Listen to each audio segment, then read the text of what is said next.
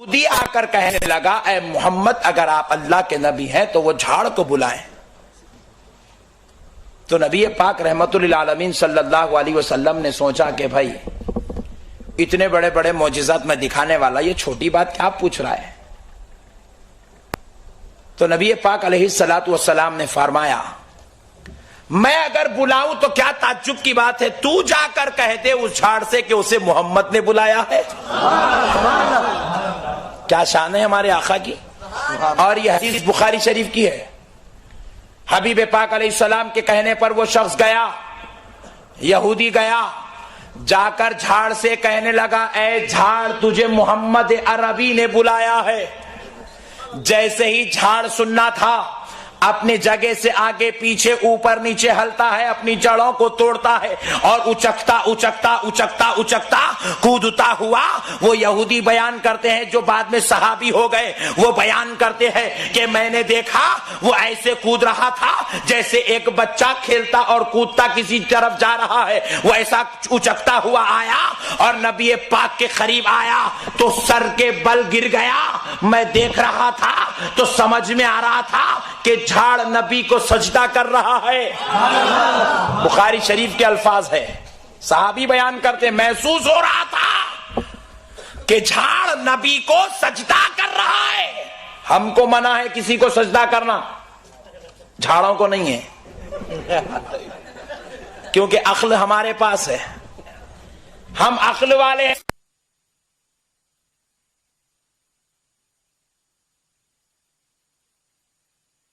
فرماتے ہیں ذرا بتا دے میں کون ہوں. ایک ایک پتے سے آواز آنے لگی اشہد ان محمدن عبدہ ورسولہ. سبحان اللہ.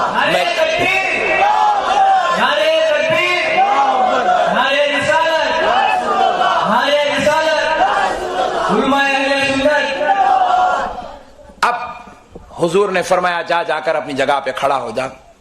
کھڑا ہوگا. یہ یہودی جو تھے کلمہ پڑھ لیے, صحابی ہو گئے, مسلمان ہو گئے. پیارے بزرگوں اور دوستو ذرا غور کیجئے گا, اس حدیث پاک کو ذہن میں رکھیے. میں اس میں پوائنٹ بتاؤں لیکن اس سے پہلے ایک اور حدیث سناتا ہوں. ابو جہل حضور کے دربار میں آیا,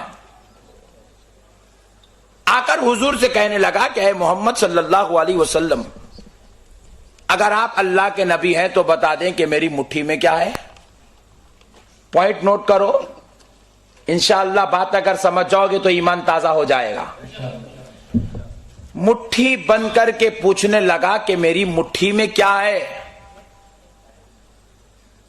میں پوچھتا ہوں مٹھی بن کر کے کیوں پوچھا. کوشچن کرنا تھا تو کچھ اور کرنا چاہیے تھا. یہ مٹھی چھپا کے یہ بند کر کے کیوں کیا. کیونکہ ابو جہل کا یہ عقیدہ تھا نبی وہ ہوتا ہے جو غیب کی بات بولتا ہے. سبحان اللہ, سبحان اللہ. اور آج کل کے عقل والوں کی صلاحیت تو دیکھو, کہتے ہیں حضور نبی ہے مگر علم غیب نہیں ہے. ارے نبی کہتے ہی اس کو ہے جس کو علم غیب ہوتا ہے. نبی کا معنی ہے غیب کی خبر بتانے والا. نبی کا معنی یہ ہے غیب کی خبر بتانے والا. اور یہ لوگ کہتے ہیں نبی کو علم غیب نہیں ہے. کہتے ہیں سورج ہے مگر روشنی نہیں ہے, چاند تو نکلا مگر چاند نہیں, پھر اس کو چاند کیوں بولتا ہے. ارے اگر کہتا ہے کہ نبی کو علم غیب نہیں ہے تو پھر کہے کہ وہ نبی بھی نہیں ہے. نبی کہتے ہی اس کو ہے جو غیب کی خبر بتاتا ہے. پیارے بزرگ اور دوستو, اس لیے ابو جہل مٹھی بند کر کے آیا تھا. اے نبی ذرا بتا دو کہ مٹھی میں کیا ہے.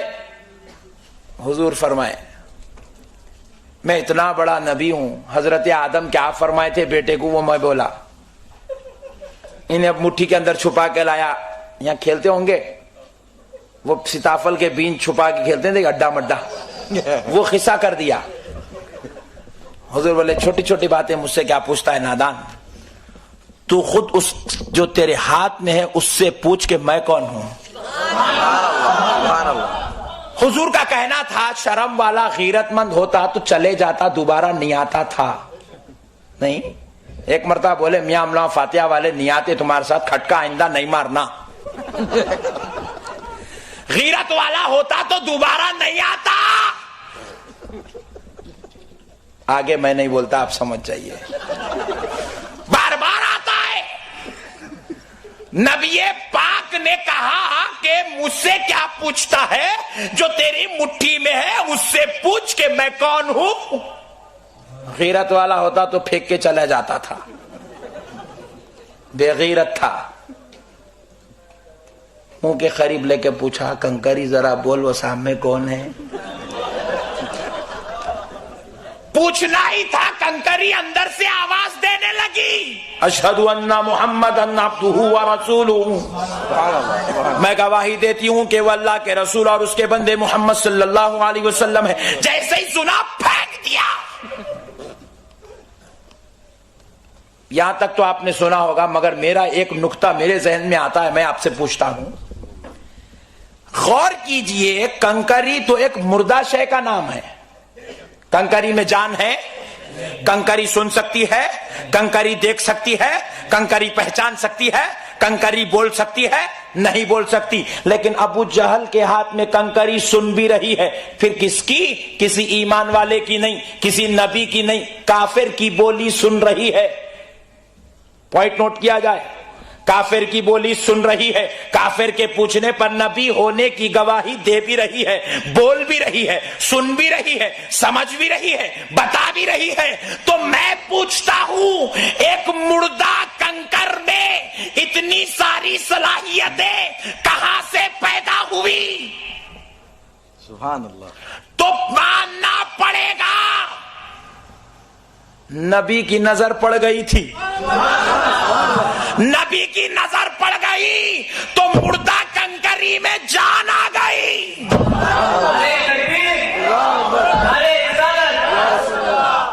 نظر مصطفیٰ کا یہ کمال ہے، نبی کی نظر کنکری پر پڑ گئی تو کنکری بولنے لگی، کنکری سننے لگی، کنکری بتانے لگی، کنکری پہچاننے لگی، اور وہ باتیں کہنے لگی جو باتیں سننے کے لیے ابو جہل ترس رہا تھا۔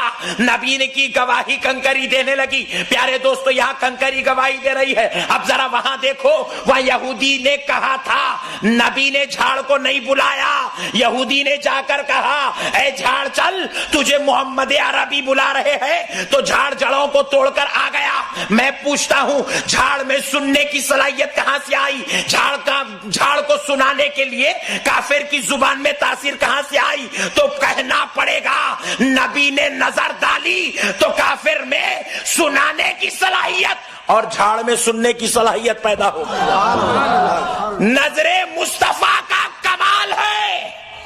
سبحان اللہ۔ اللہ نے نبی کو یہ مقام دیا، وہ نظر ڈالے تو جھاڑ سن بھی لے، جھاڑ ٹوٹ بھی جائے، جھاڑ آ بھی جائے، سجدہ بھی کرے۔ اور ایک بات دیکھو، دنیا کی پورے سائنٹسٹ کو ایک جگہ کڑپا میں جمع کر لو، میں ایک دغالی توڑ کر دوں گا، پورے سائنٹسٹ مل کے جوڑ کے بتا دو، ہو سکتا ہے؟ نہیں ہو سکتا۔ جہاں سے جھاڑ ٹوٹ جائے وہاں پھر جوڑا نہیں جا سکتا، ناخن کٹ جائے پھر جوڑا نہیں جا سکتا۔ یہ صرف خدا کی قدرت ہے، بس خدا کی قدرت سے جو لگ گیا وہ لگ گیا، ٹوٹ گیا تو اب قدرت یہ ہے کہ پھر نہیں جڑتا۔ مگر مصطفیٰ نے جھاڑ کو توڑا بھی دیا، جوڑ کے بتا بھی دیا، میں وہ عظمت والا ہوں، چاہوں تو توڑا بھی جانتا ہوں، جوڑنا بھی جانتا ہوں۔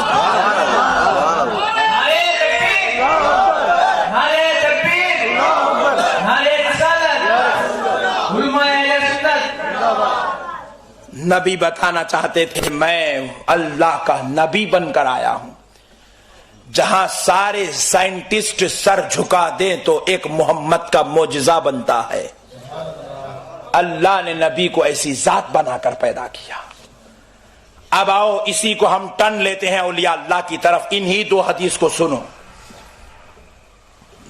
جھاڑ میں تو سننے کی صلاحیت نہیں تھی، کٹنے کے بعد اپنے مقام پر آنے کی صلاحیت نہیں تھی، جا کر نبی کو پہچاننے اور نبی کو گواہی دینے کی، نبی کی گواہی دینے کی صلاحیت نہیں تھی۔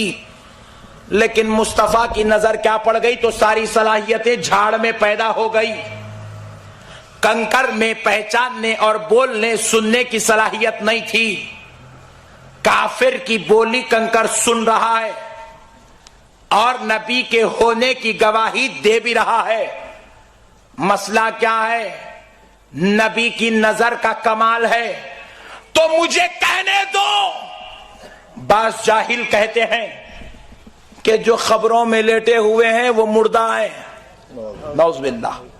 بعض جاہل کہتے ہیں کہ اولیاء اللہ پردہ کر گئے، وہ مٹی میں مل گئے، وہ گل گئے، وہ مر گئے.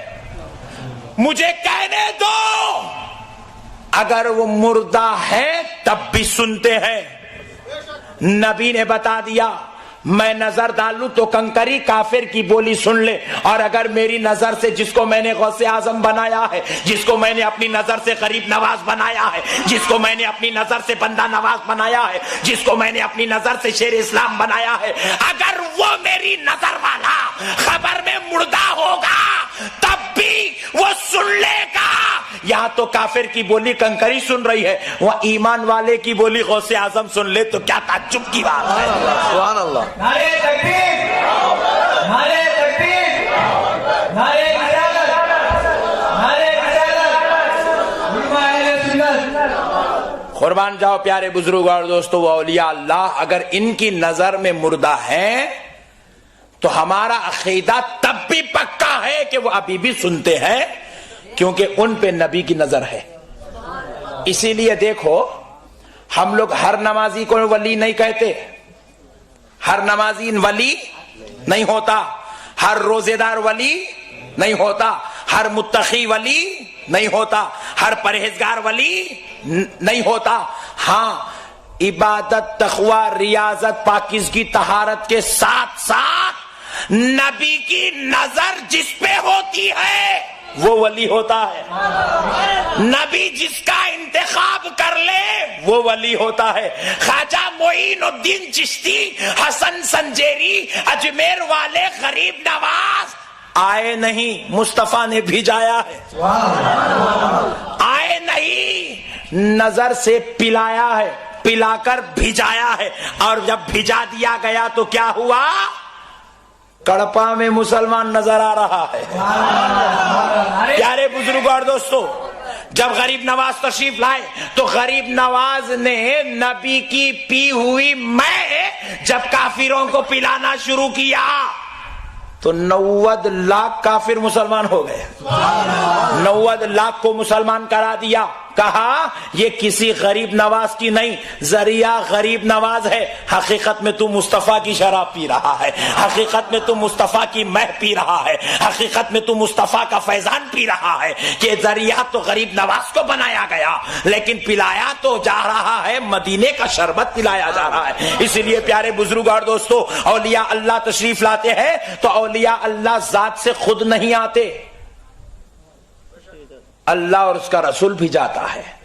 اور ایک بات دیکھو، آپ اگر کسی کو کل، ٹینشن مت لیجئے، ایم پی بنانا چاہتے ہو تو بنا سکتے ہیں، آپ کے اختیار میں. ریجیکٹ کر دیں تو بھی آپ کے اختیار میں ہے، اور خصوصاً مسلمان کے اختیار میں، اس لیے جلسے کی پرمیشن بھی مل گئی.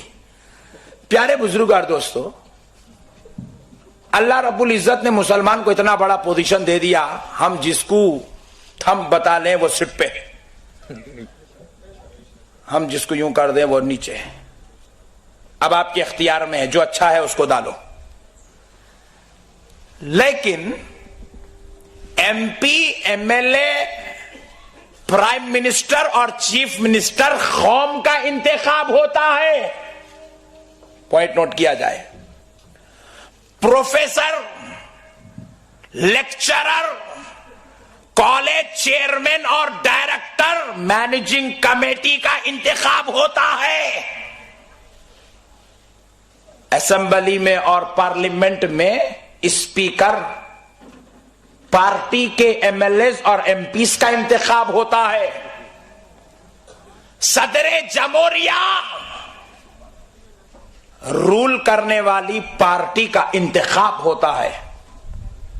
لیکن خدائے رب ذوالجلال کی قسم، جس کو آپ اور ہم ولی کہتے ہیں، وہ کسی قوم کے انتخاب کا نام نہیں ہے، وہ کسی بادشاہ کے انتخاب کا نام نہیں ہے، وہ کسی لیڈر کے انتخاب کا نام نہیں ہے، وہ کسی شہنشاہ کے انتخاب کا نام نہیں ہے۔ ولی وہ ہوتا ہے جس کو خدا انتخاب کر لیتا ہے۔ اجی جو آپ کا اور ہمارا انتخاب ہے، وہ 5 سال سیٹ پر بیٹھے، بیچ میں اترے تو اس کی مرضی ہے، لیکن خدا جس کا انتخاب کرتا ہے وہ سیٹ پہ جب بیٹھ جاتا ہے اترتا نہیں ہے، وہ جس کو بٹھانا چاہے تو بازو بٹھا بھی لیتا ہے۔ غوث اعظم کو بٹھایا تھا، غوث نے نظر ڈالی تو خواجہ غریب نواز کو بٹھا لیا، غوث نے نظر ڈالی تو بندہ نواز کو بٹھا لیا، غوث نے نظر ڈالی تو قطب الدین بختیار کاکی کو بٹھا لیا، غریب نواز نے نظر ڈالی تو صابر پیا کو کلیر میں بٹھا دیا، غریب نواز نے نظر ڈالی تو دنیا کے خطے خطے میں اپنے محبوبوں کو بٹھا دیا، بتایا سن میں خدا کا انتخاب ہوں اور میں جو چاہوں جیسے چاہوں کر سکتا ہوں، ہاتھ میرے ہے، قوت خدا کی ہوتی ہے، سبحان اللہ سبحان اللہ، نظر میری ہے، دیکھنا خدا کا ہو رہا ہے، زبان میری ہے، قوت اور گویائی کلام کی قوت خدا کی ہوتی ہے۔ میں اگر کہہ دوں، ولی کہہ رہا ہے، بے شک بے شک۔ سوال کرتے ہیں جشن میلاد النبی کرنا قرآن میں ہے؟ ارے انسان ہے، عقل کا استعمال کیوں نہیں کرتا؟ یہ سوال کرنا انسان کی علامت نہیں ہے۔ پوچھا فاتحہ دینا سلام پڑھنا قرآن میں ہے؟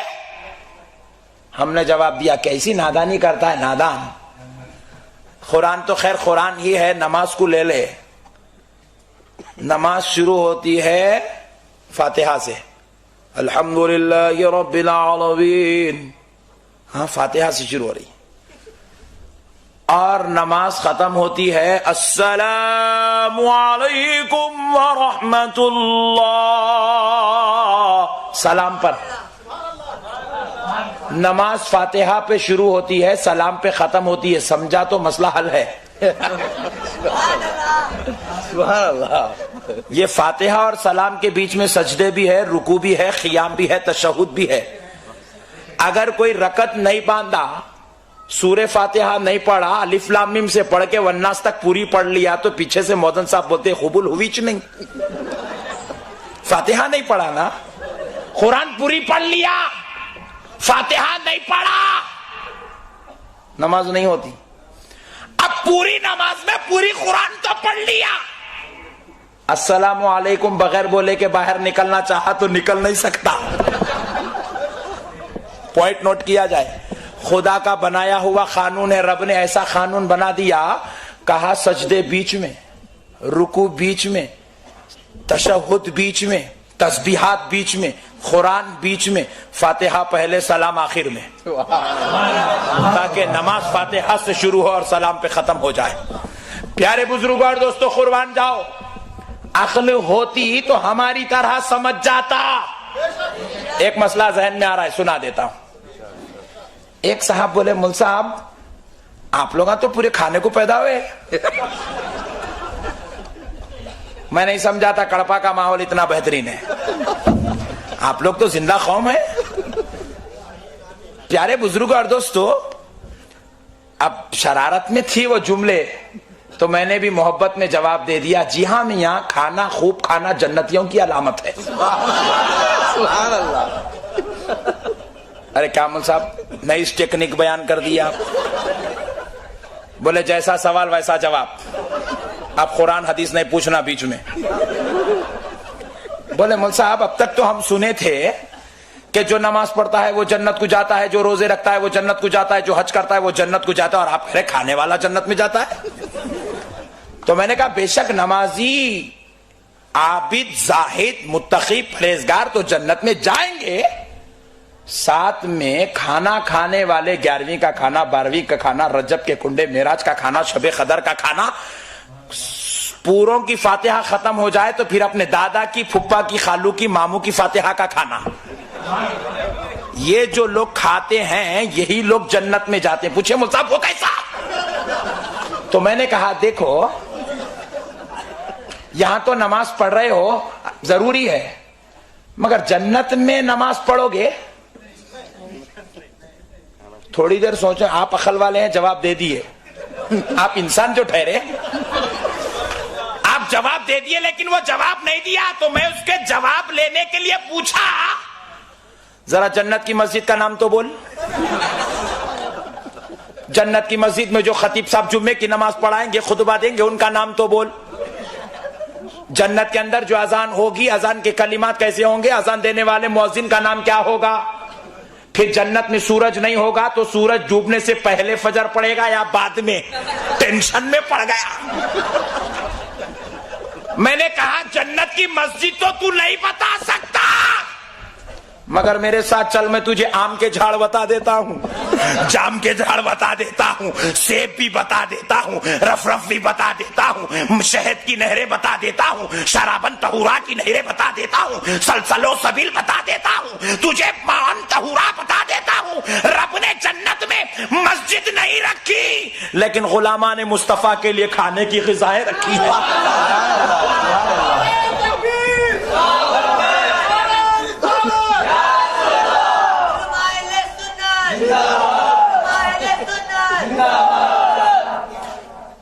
تو میں نے کہا اسی لیے ہم لوگ پریکٹس کرتے ہیں،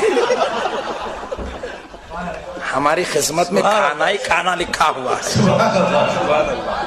دنیا میں بھی کھائیں گے، سرکار کے صدقے میں خبر میں بھی کھائیں گے، ان کی آل پاک کا صدقہ ان کے نواسوں کی نگرانی میں جنت میں بھی کھائیں گے۔ کھانا ہے کہ نہیں ہے بھائی؟ تو پھر آپ 11ویں کی فاتحہ گھر میں کل دلاؤ، جو دلا دیے گڈ، جو نہیں دلائے کل دلا دو۔ پیارے بزرگ اور دوستو، دلاتے رہنا چاہیے، سرکار کا صدقہ کھاتے رہے، کھلاتے رہے، اس سے بڑی بات اور کیا ہو سکتی ہے؟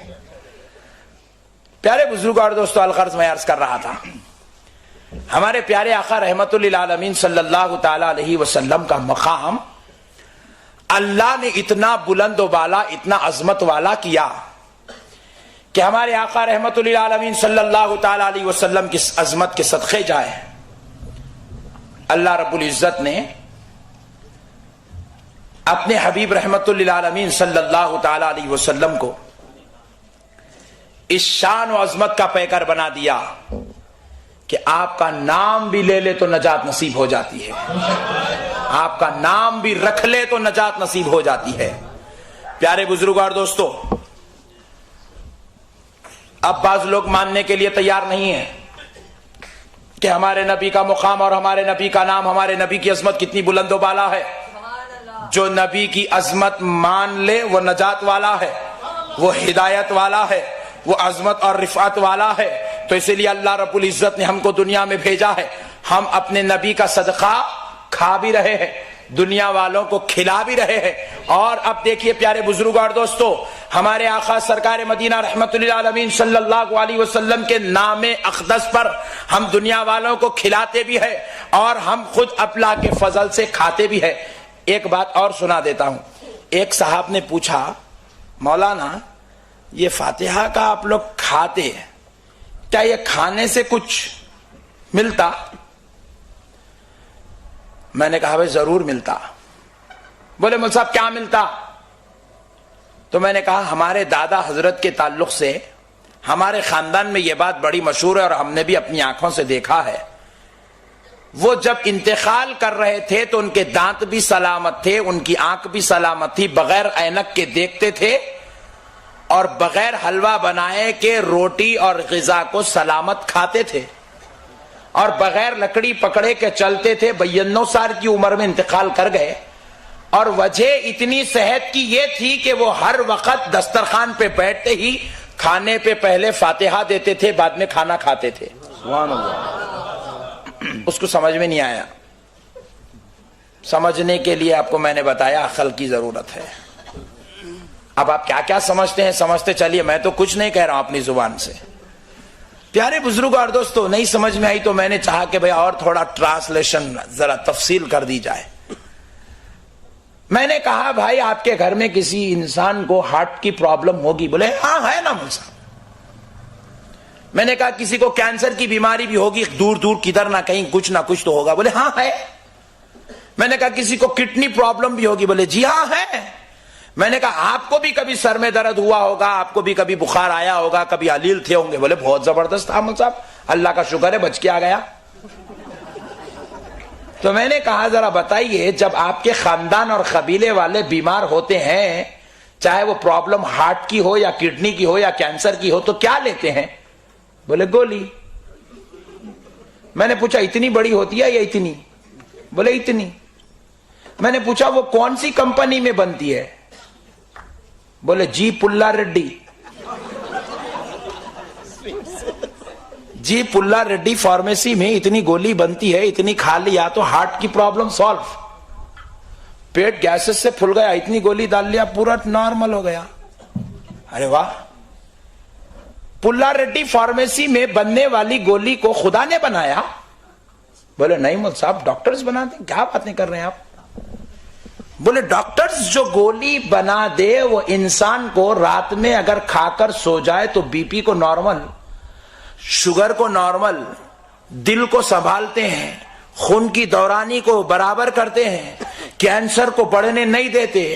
میں نے کہا نادان ذرا سوچ، جی پلا ریڈی فارمیسی میں اگر کوئی ڈاکٹرز بیٹھ کر ایک گولی بناتے ہیں، وہ ایک گولی اگر انسان کو سنبھال سکتی ہے، تو پتا یہ چلا کہ کافر ڈاکٹرز کے ہاتھ میں یہ کمال آ گیا کہ وہ مرنے والے انسان کو بچانے کی صلاحیت رکھ رہا ہے۔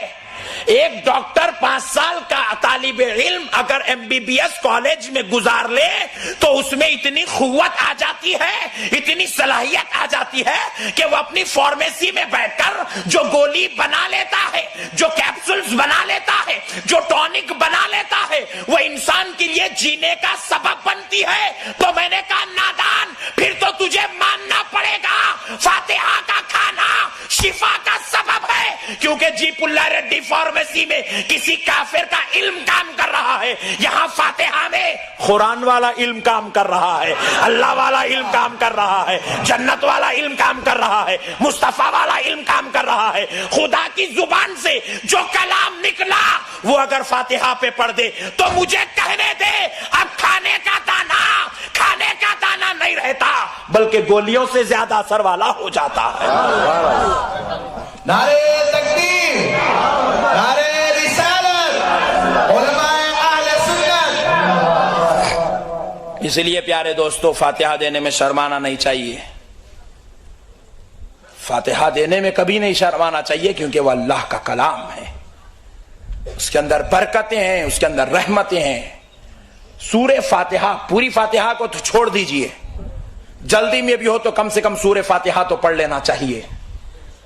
سورہ فاتحہ کے 20 نام مفسرین نے بیان کیے، 20 نام، کہ اس کو سورۃ الفاتحہ بھی کہتے ہیں اور سورۃ الشفا بھی کہتے ہیں، کہ یہ فاتحہ والی سورت کسی کھانے پر پڑھی جائے تو کھانا شفا بن جاتا ہے۔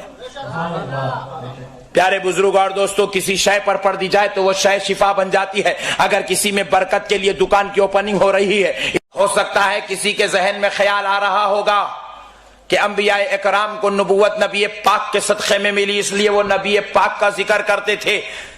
نہیں پیارے بزرگ اور دوستو، صرف انبیاء ہی ہمارے نبی کا ذکر نہیں کرتے تھے، بلکہ ہمارے نبی کی آمد سے پہلے انبیاء کی امتیں بھی ہمارے نبی کا تذکرہ کرتی تھی۔ سبحان اللہ۔ ذرا دیکھیے حضرت موسیٰ علیہ السلام کا مقدس اور مبارک زمانہ ہے۔ حضرت موسیٰ علیہ السلام کے زمانے میں آپ کے ایک امتی کا انتقال ہو گیا، وہ بڑا گناہگار تھا، خطاکار تھا، سیاہکار تھا، بدکار تھا۔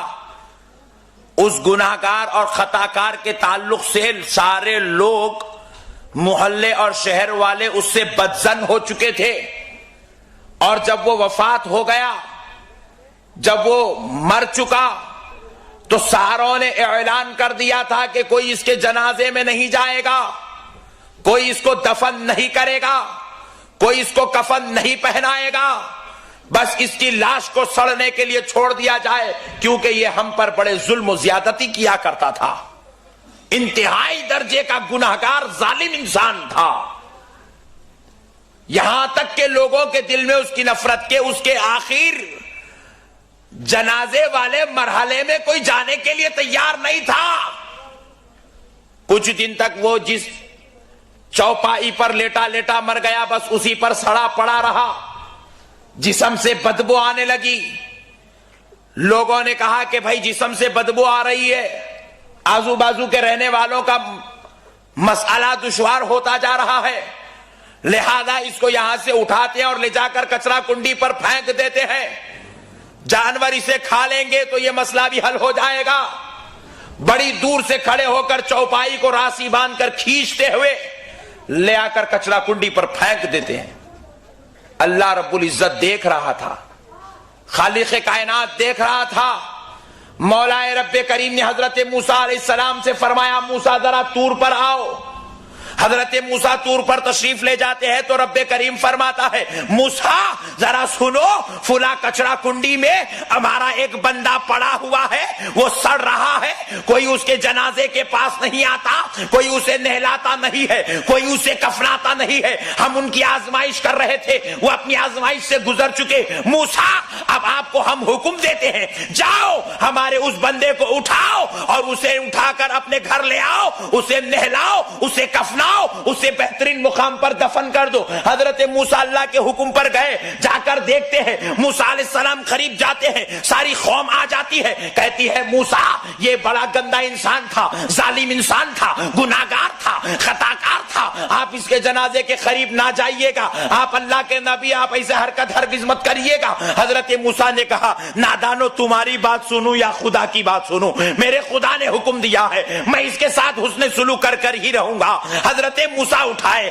اسے گھر لے گئے, نہلا دھلا کر کفنا کر دفن فرما دیے. جب دفن کر کے مولا کے دربار حاضر ہوئے, پوچھنے لگے مولا گناہگار بھی جس سے شرم آ جائے وہ اتنا بڑا ظالم تھا, گناہگار جس کی پناہ مانگے وہ اتنا بڑا گناہگار تھا, خطاکار جس سے منہ چھپا لے وہ اتنا بڑا خطاکار تھا, لیکن مولا تو نے اپنے نبی کو حکم دیا کہ اتنے بڑے ظالم کو کفنائے, اتنے بڑے ظالم کو نہلائے. مولا کیا بات تھی؟ تو رب جواب دیتا ہے موسیٰ سنو, توریت کھولتا تھا, وہ برابر گناہگار تھا, خطاکار تھا, سیاکار تھا, لیکن جب اپنے گھر میں توریت کھولتا تھا تو پڑھنا نہیں جانتا تھا, انگلی پھیرتا تھا, لیکن جہاں میرے محمد کا نام آتا تو توریت اٹھا کے چوم لیتا, کبھی سر پہ رکھ لیتا, نام محمد کی تعظیم کرتا تھا. تو میں نے سوچا جو میرے محمد کے نام کی تعظیم کرے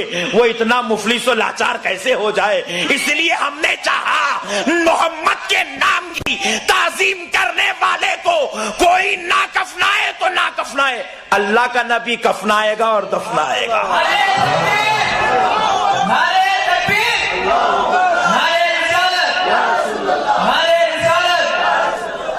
قربان جاؤ پیارے دوستو, قربان جاؤ پیارے بزرگوں اور دوستو, ہمارے نبی کے نام مبارکہ کی عظمت ہے.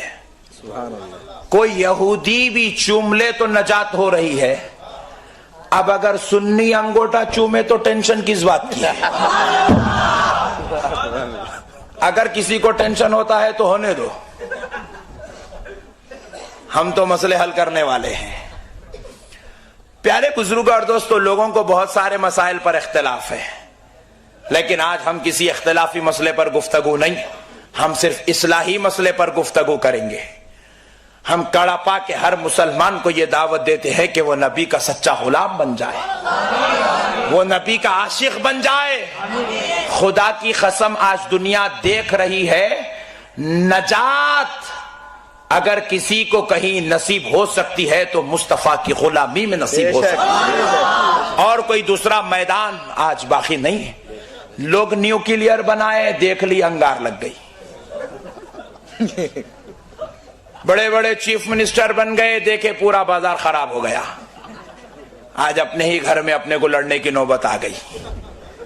آپ سمجھ گئے تو گڈ, نہیں سمجھے تو ویری گڈ. پیارے بزرگوں اور دوستو, رب بتا رہا ہے نادانو تم اپنے آپ کو سب کچھ مت سمجھو, میں تمہارا خدا ہوں.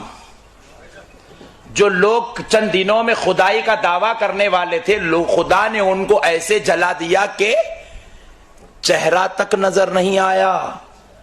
رب بتا رہا ہے نادانو خدا میں ہوں, اور اگر نجات چاہتے ہو میرے جاہو جلال سے تو میرے مصطفیٰ کی کمبل میں چھپ جاؤ, میرے نبی کی رحمت میں چھپ جاؤ, تمہیں نجات نصیب ہو جائے گی. میرے پیارے بزرگ اور دوستو, قربان جائیں ہمارے آقا کے مقام پر. دیکھیے حضرت اسحاق علی نبینا علیہ السلام کون ہے؟ آپ کو معلوم ہونا چاہیے کہ حضرت اسحاق حضرت ابراہیم کے بیٹے ہیں. حضرت اسحاق علیہ السلام کی امت میں اللہ نے 70,000 نبیوں کو پیدا کیا.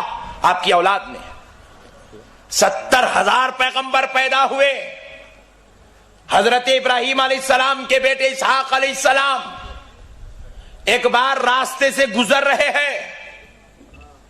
ایک معذور شخص اپنی بنڈی پر بیٹھا ہوا ہاتھوں سے اپنے جسم کو گھسیٹتا ہوا آگے بڑھ رہا تھا. اس نے حضرت اسحاق کا گزر ایک دوسری گلی سے دیکھا تو چلا اٹھا, یا محمدہ یا محمدہ. سبحان اللہ. حضرت اسحاق علیہ السلام پریشان ہوئے, یہ نام کون پکار رہا ہے, کدھر سے کہاں سے پکار رہا ہے. پلٹ کر دیکھتے ہیں تو ایک معذور شخص جس کے 2 اپنے پیروں سے معذور ہے, ایک بنڈی پر بیٹھا ہاتھوں سے کھسکتا ہوا مجھے پکار رہا ہے. حضرت اسحاق دوڑے دوڑے اس کے قریب آئے اور آ کر کہنے لگے, اے پکارنے والے ذرا بتا تو صحیح تو نے مجھے کس نام سے پکارا ہے؟ کہا کہ میں آپ کو محمد کے نام سے پکار رہا ہوں. کہا تجھے کیسے معلوم کہ میرا نام محمد ہے؟ تو کہا سنو, میں نے پچھلے نبی کی کتاب میں پڑھا تھا محمد ایک ایسی ذات آئے گی جب وہ چلیں گے تو راستے سے خوشبوئیں مہکا کریں گی. قیامت کے قریب ایک ایسی ذات آئے گی جب وہ چلیں گے تو ان کے چلنے پر ابر ان کا سایہ کرے گا. وہ جب راستے سے گزریں گے تو سارے راستے مہک اٹھیں گے. میں تم کو دیکھ رہا تھا, راستہ مہک رہا تھا تو مجھے یاد آیا, ہو سکتا ہے کہ وہ محمد تم ہی ہو. حضرت اسحاق نے کہا سن سن, میں محمد نہیں ہوں. ہاں, کاش اگر میرا رب مجھے محمد کے گھوڑے کی نال بنا کے پیدا کرتا تو بہتر ہوتا.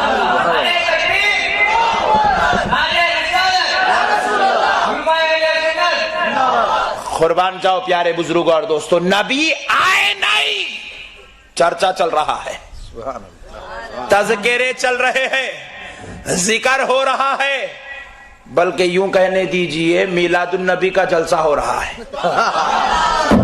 نبی آئے نہیں, جلسے منعقد ہو رہے ہیں, ذکر و اذکار ہو رہے ہیں. دنیا کے سارے لوگ شادی تو کر لیتے ہیں, معلوم بھی ہے نبی کی سنت ہے, نبی سے جو لینا تھا اچھے اچھے چیزیں لے لیے, ٹوپی اچھی دکھی لے لیے, شملہ اچھا دکھا لے لیے, داڑھی اچھی دکھی لے لیے, پورے مونچھ کاٹنے کا نہیں ہے مگر سمجھ میں کاٹنا وہ بھی لے لیے.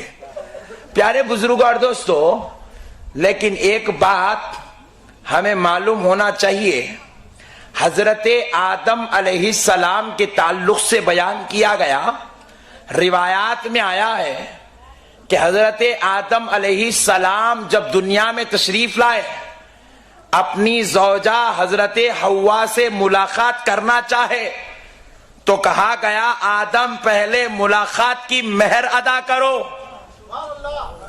آدم پہلے ملاقات کی مہر ادا کرو, معاوضہ ادا کرو. حضرت آدم نے پوچھا مولا کیا معاوضہ دوں, اے پروردگار کیا معاوضہ دوں؟ کہا کیا تمہارے پاس بہترین چیز ہے, معاوضہ دے دو. حضرت آدم نے کہا اے اللہ تو خود فرما دے, میں وہ معاوضہ دینے کے لیے تیار ہوں, وہ مہر باندھنے کے لیے تیار ہوں. کہا آدم تمہارے پاس کچھ نہیں ہے, لیکن ہاں اگر کچھ دے سکتے ہو تو اتنا دے دو کہ اپنی حوا سے ملنے سے پہلے مصطفیٰ پر 100 بار درود کا نذرانہ دے دو. آدم علیہ السلام مہر بن رہے ہیں تو ذکر مصطفیٰ کا ہو رہا ہے. قربان جاؤ پیارے بزرگوں اور دوستو, یہ ہمارے نبی کا مقام ہے.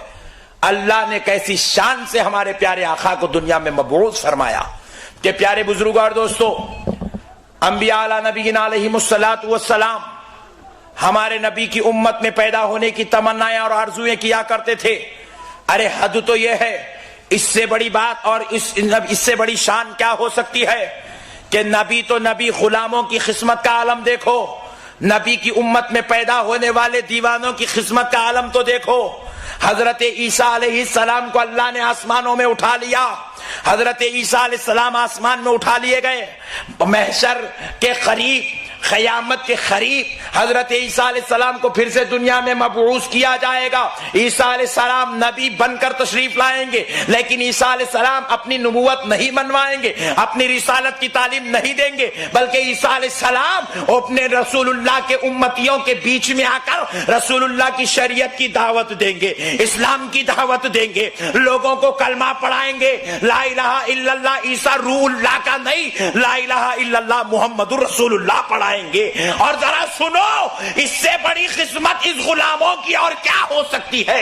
عیسیٰ علیہ السلام جب آئیں گے تو کعبۃ اللہ میں ظاہر ہوں گے، فجر کی نماز ہو رہی ہوگی، میرے آقا کا غلام فجر کی نماز کے لیے مصلی امامت پر جا چکا ہوگا، عیسیٰ علیہ السلام آئیں گے، کوہرام مچے گا، امام پیچھے ہٹنا چاہے گا تاکہ عیسیٰ کو آگے بڑھا دوں، تو حضرت عیسیٰ فرمائیں گے نہیں نہیں، میں آج تجھے مقتدی بنانے کے لیے نہیں، مصطفیٰ کے غلام کی اقتداء کرنے کے لیے تشریف لایا۔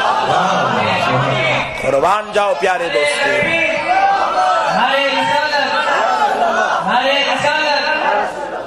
قربان جاؤ ہمارے نبی کے مقام پر کہ آپ سے ان گناہگار امت کو نسبت ہو گئی تو مقام اتنا بلند ہو گیا، غلام مصطفیٰ کی اقتداء میں عیسیٰ نماز ادا کریں گے علیہ السلام۔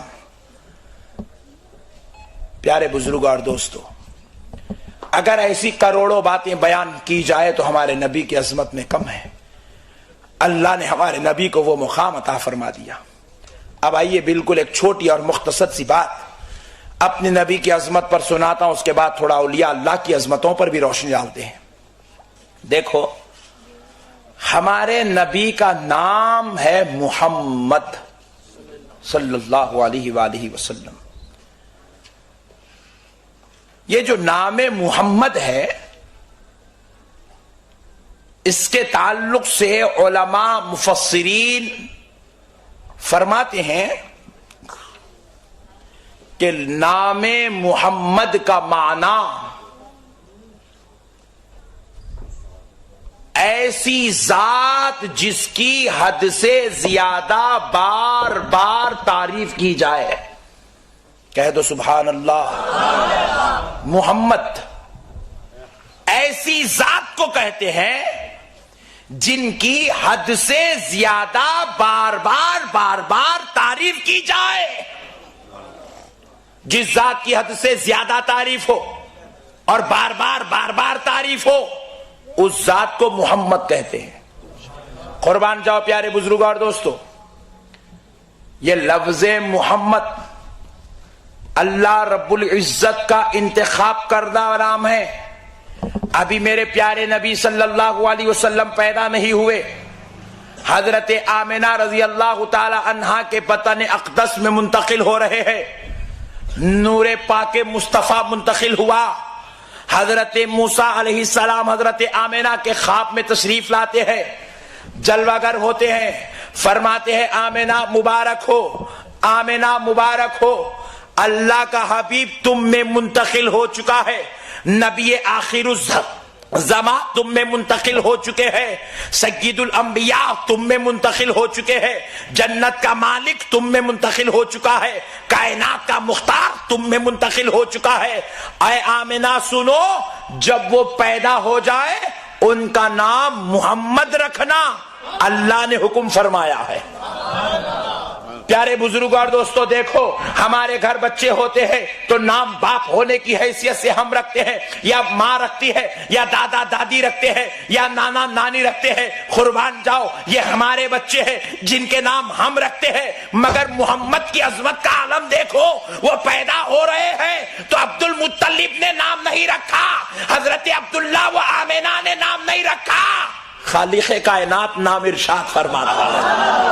اللہ نے آپ کے نام کا انتخاب فرمایا، اور ایسا نام انتخاب فرمایا، حضرت آدم تھا محمد، ہمیشہ 1,24,000 پیغمبر پیدا ہوئے، ان کی امتوں میں کئی اولیاء پیدا ہوئے، کئی صحابی پیدا ہوئے، کئی عابد پیدا ہوئے، کئی زاہد پیدا ہوئے، کئی متقی پیدا ہوئے، لیکن محمد نام کا کوئی پیدا نہیں ہوا۔ محمد نام کا کوئی پیدا نہیں ہوا۔ اور میرے مصطفیٰ کا معجزہ تو دیکھو، جب وہ محمد کیا پیدا ہو گئے، ہر گھر میں اب محمد ہی پیدا ہو رہا ہے، ہر گھر میں محمد پیدا ہو رہا ہے، ہر گھر میں محمد پیدا ہو رہا ہے۔ خدا کی قسم اس مجلس میں اتنے بیٹھے ہیں، سوائے چند لوگوں کو نکال کر ہر ایک کے نام کے ساتھ محمد لگا ہوا ہے، ہر ایک کے نام کے ساتھ محمد جڑا ہوا ہے۔ میرے پیارے بزرگ اور دوستو، نبی آئے نہیں، آپ کے نام کا چرچا ہو رہا ہے۔ اب ذرا دیکھیے، بعض لوگ کہتے ہیں نعوذ باللہ من ذالک حضور کو علم غیب نہیں ہے، استغفر اللہ۔ بعض لوگ کہتے ہیں حضور حاضر و ناظر نہیں ہے، بعض لوگ کہتے ہیں حضور میں یہ عظمت نہیں ہے، حضور کی یہ شان نہیں ہے، حضور میں یہ مقام نہیں ہے، حضور میں یہ مقام نہیں ہے۔ کسی کی عظمتوں کو گھٹانا یہ عیب ہے، کسی کی عظمتوں کو گھٹانا۔ آپ بولے یہ لائٹ ہے لیکن اس کے اندر روشنی نہیں ہے، آپ کہیں بھائی سورج ہے لیکن روشنی نہیں ہے، چاند تو نکل گیا وہ بھی 14ویں کا چاند ہے لیکن چاندنی نہیں ہے، ایسا نہیں ہو سکتا۔ سورج اسی کو کہتے ہیں جس میں روشنی ہوتی ہے، پوائنٹ نوٹ کیا جائے۔ چاندنی اسی کو چاند اسی کو کہتے ہیں جس میں چاندنی ہوتی ہے، اگر اس میں چاندنی نہیں ہے تو وہ چاند نہیں ہے۔ پیارے بزرگوں اور دوستو، انسان اسی کو کہتے ہیں جس میں سمجھ ہے، پوائنٹ نوٹ کیا جائے، میں بڑے لطیف انداز میں آپ کو لا رہا ہوں۔ جانور کو انسان نہیں کہتے حالانکہ زبان ہے، جانور کو انسان نہیں کہتے حالانکہ اس کے پاس ہماری طرح کان ہے، جانور کو انسان نہیں کہتے حالانکہ اس کے پاس ہماری طرح ہاتھ اور پیر ہے۔ انسان ہم کو کہہ رہے ہیں جبکہ سارے اعضاء ہمارے پاس جو ہے اس جانور کے پاس بھی ہے، لیکن اسے جانور کو انسان نہیں کہہ رہے ہیں۔ ہم نے پوچھا اس کو جانور کہہ رہے ہو، انسان کیوں نہیں کہتے جبکہ سب کچھ ہماری طرح موجود ہے؟ تو دانشمند عقل والا جواب دے گا سب تو موجود ہے لیکن عقل نہیں ہے۔ عقل کی وجہ سے ہم انسان ہو گئے، عقل نہیں ہونے سے وہ جانور ہو گیا۔ پیارے بزرگ اور دوستو، اب ذرا غور کرتے چلو۔ اب اگر کوئی کہتا ہے کہ محمد ہے اور عیب بھی ہے تو خدا کی قسم یہ ہو نہیں سکتا، کیونکہ محمد اس کو کہتے ہیں جس میں عیب نہیں ہوتا ہے۔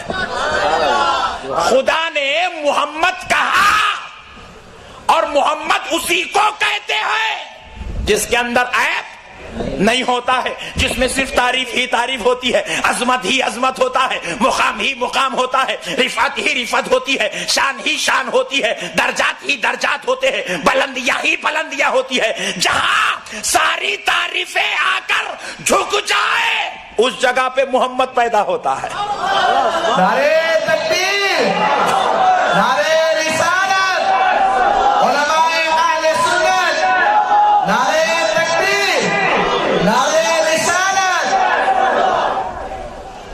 اور پیارے بزرگ اور دوستو، ذرا غور کیجئے گا، اللہ کہہ رہا ہے محمد بے عیب ذات جو صرف تعریف کے لیے پیدا کی گئی ہے۔ اب ذرا دیکھیے، محمد کا معنی ہے جس کی حد سے زیادہ بار بار تعریف کی جائے۔ اللہ کہہ رہا ہے تعریف کی جائے۔